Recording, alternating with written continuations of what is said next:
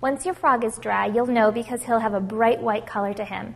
This frog isn't dry yet, but I'm going to show you how to paint him just the same. So what we're going to do is we're going to start with acrylic paints. You could choose a realistic approach, some different greens, which could be fun.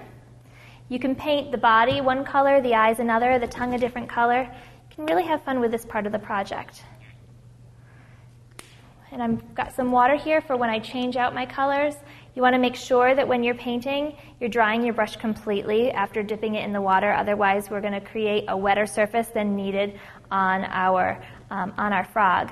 And what we want to do is we want to make sure that we are covering our frog completely. It's also very important that when children are painting these clay sculptures, that they're using a small brush, a delicate brush, rather than a bigger brush that could cause some potential damage if they're painting around some areas that are exceptionally fragile.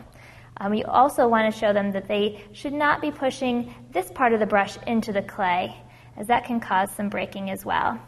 So you'll take this all the way around and continue painting. You could mix some other colors in, some other shades of green, or you could get really funky with some pinks and purples, yellows, and make him more like a rainforest frog.